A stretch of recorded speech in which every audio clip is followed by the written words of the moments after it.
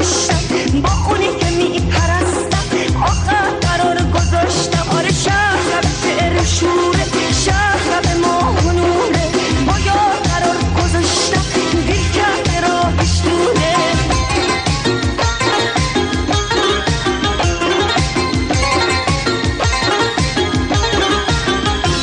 حالا با هم صدای پای دل تو سینم میلرزه، دل واپس این قشنگه به عالمی میرسه.